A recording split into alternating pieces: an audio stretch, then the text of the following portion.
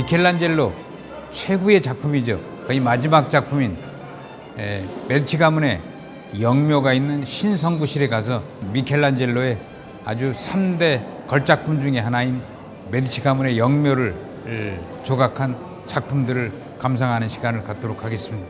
여기 보이는 이 청동상이 그 안나 마리아 루시아라는 메디치 가문의 마지막 손입니다. 사실 이 여인을 끝으로 메디치 가문의 손이 마지막 끝나게 되죠. 그래서 이 안나 마리아의 그 특별한 우리가 공을 여기다 새겨 본다면 뭐를 새겨 볼 수 있냐면은 그 안나 마리아는 자신이 죽으면서 메디치 가문이 소유한 모든 예술 작품을 피렌체에 희사하게 됩니다. 단 조건 하나 달죠. 피렌체 이외로 반출하지 않는다는 조건으로 메디치 가문이 소유한 모든 예술 작품을 피렌체시에 헌납을 하게 됩니다. 1743년에 이제 사망을 하게 되는데요. 그래서 공식적으로는 사실 메디치 가문이 끝나는 게 1743년, 즉 1343년에 코시모 메디치가 피렌체의 권력을 잡죠. 그리고 1743년에 비록 차남 계열로 넘어갔지만 약 310년 동안 피렌체의 권력을 장악했던 메디치 가문의 종말을 고한 슬픈 역사이기도 합니다. 저는 이제 여러분들과 저와 함께 아주 피렌체 예술여행의 클라이막스죠. 미켈란젤로의 3대 걸작을 뽑으라면 첫 번째 걸작은 시스티나 성당에 있는 천지창조라는 천정벽화, 그리고 제단화에 있는 최후의 심판, 그리고 두 번째는 성 베드로 성당의 돔, 그죠? 그리고 세 번째가 바로 지금 우리가 가볼 산 로렌조 교회의 신성구실에 조각된 미켈란젤로의 조각 작품들을 볼 수 있습니다. 우리 안으로 들어가 보십시다. 이곳은 메디치 가문이 1512년에 추방을 당하고 다시 귀환한 해 당시 위대한 로렌조의 영묘조차 마련하지가 못했던 상태입니다. 그래서 후에 메디치 가문 출신으로 교황이 된 클레멘스 7세는 미켈란젤로에게 자신들의 선조들의 영묘를 제작할 성구실을 주문을 했죠. 즉 위대한 로렌조와 자기 아버지 위대한 로렌조의 동생이죠. 줄리아노의 영묘를 제작할 계획을 세웠습니다. 그래서 미켈란젤로에게 이 내부에 건축물을 의뢰했고 그리고 조각 작품을 의뢰를 했던 것입니다. 사실 이 작품이 완성되는 과정이 메디치는 많이 불평을 했죠.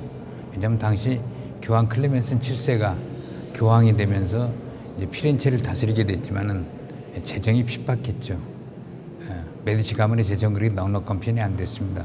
그래서 미켈란젤로가 디자인한 작품들을 계속 수정을 가합니다. 왜냐하면 돈 때문에 그랬습니다. 그러니까 미켈란젤로는 교황에게 이런 말을 했습니다. 나는 당신의 종이 아닙니다. 라고 이런 표현을 했죠. 이 작품이 1520년대부터 이제 1534년까지 메디치 가문이 피렌체에서 추방당하는 약 14년에 걸쳐서 이 작품을 이제 약간 미완성 작품이 있었죠. 그러자 미켈란젤로는 이제 피렌체를 떠나서 로마로 가면서 다시는 피렌체로 돌아오지 않겠다라는 유명한 말을 남긴 것으로 유명합니다. 여러분들이 보면 이 조각 작품이 보통 이제 4개의 조각 작품으로 되어 있습니다. 물론 가운데 중앙 제대가 있고요. 그리고 오른쪽에 장군 지휘봉을 들고 있는 형상으로 되어 있고, 그리고 왼쪽에는 장군 지휘봉은 들지 않았지만 사령관 모자를 쓰고 있는 형상으로 되어 있죠. 그리고 지금 오른쪽에 이렇게 보시면은 지금이야 이제 로렌조 일 마니피코라고 이제 마니피코와 줄리아노 디 메디치라고 써 있지만 그당 이건 후에 새겨진 것이고요. 당시에는 이 석관만 있었고 위에 코스마스와 다미아노의 형상만 그려져 있습니다. 자, 그러면은 왜 이렇게 미켈란젤로는 누가 누구인지 알아볼 수 없도록 이 작품을 구성을 했을까요? 영묘를. 이건 그때 사정은 이렇습니다. 이 작품이 주문했을 당시가 1520년대인데요. 1519년부터 사실 교황의 힘을 얻어서 메디치 가문이 피렌체를 장악하고 있었는데 메디치 가문에 대한 반감이 대단했죠. 당시 추기경이었던 클레멘스를 살해까지 할 음모를 꾸몄으니까요. 하지만 뭐 교황의 세력이 워낙 컸으니까 반대 세력은 줄어들게 마련이죠. 그러나 그 당시만 해도 누가 누구인지 알아보게끔 이 작품을 구성을 한다는 것은 아마 메디치 가문에게도 위협이 되었을 거고 미켈란젤로 스스로에게도 위협이 되었을 겁니다. 그래서 미켈란젤로는 이런 얘기를 했습니다. 1000년이 지난 후에 그 후에 진짜 모습이 누가 누구인지를 누가 신경을 쓰겠는가 이런 얘기를 했죠. 그럼 제가 지금부터 이 무덤이 영묘가 누구의 영묘인지를 차례차례 설명을 드리겠습니다. 자, 저기 보이는 사령관 모자를 쓰고 있지 않지만은 ip석의 형태로 그려진 영묘가 하나 있죠. 저분이 누구냐면은 교황의 동생으로 네무르 지역에 공작이 돼서 실질적으로 교황 군대의 군 사령관으로 임명된 사람입니다. 그래서 오른쪽에 군 사령관의 지휘봉으로 사령관이라는 상징물을 표현해 놓았죠. 자, 이 뒤에 보면 또 하나의 입상이 있는데요. 입상에 보면은 군인이긴 한 것 같은데 지휘봉이 없습니다. 이건 누구냐면은 여러분들 제 기억하실지 모르겠는데 메디치 가문이 피렌체에서 추방당하는데 결정적으로 잘못한 불행한 피에로의 아들 로렌조입니다.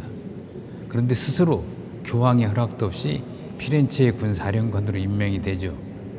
그러니까 이 교황 클레멘스의 조카가 되는 사람인데 하지만 하는 수 없이 일찍 사망을 하게 되자 이 사람의 영묘를 미리 제작을 했는데 사령관의 모자는 씌워줬대 이 사람한테 지휘봉은 주지 않았던 것이죠. 이게 이제 누구냐면 바로 우르비노 지역을 다스리는 공작의 입상입니다. 여러분들이 이 영묘가 있는 입상 밑에 4명의 나신이 있습니다. 밤과 낮 그리고 새벽과 황혼이라는 이제 각자 이름을 붙였지. 이건 후에 미켈란젤로의 제자인 바사리가 이제 이름을 붙인 겁니다. 저기 보면 이제 올빼미가 그려져 있고 이제 공작새가 그려져 있고 이런데 이건 뭐냐면 저기 쥐도 한 마리 있습니다.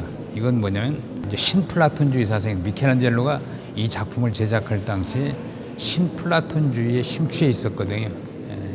그래서 이 작품의 내용이 뭐냐면은 그 탄생 그리고 소멸 그리고 부활이라는 당시의 신플라톤주의의 3단계 순환론이 아주 잘 묘사된 작품이 바로 저 여신의 아주 반짝이는 작품으로 묘사된 조각된 여신의 하나하나의 옆에 그려져 있는 조각 작품들로 표시가 되어 있습니다. 그런데 여러분들 보시다시피 나머지의 작품들은 완성 작품이 아닙니다. 왜냐하면 1520년에 시작을 했는데 메디치 가문이 1532년에 추방을 당하게 되거든요.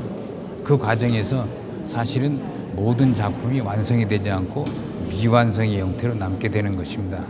자, 여기서 그러면은 네무르 공작이나 우리가 우르비노 공작의 큰아버지 뻘 되고 이제 할아버지 뻘 되는 사람들이죠. 이게 바로 위대한 로렌조의 영묘가 여기 이렇게 있습니다. 그런데 위대한 로렌조의 영묘는 석관만 있고 입상이 없죠. 이건 이유가 있습니다. 지금 우르비노 공작이나 네무르 공작은 교황으로부터 공작이라는 칭호를 받았기 때문에 귀족으로 승격을 했습니다.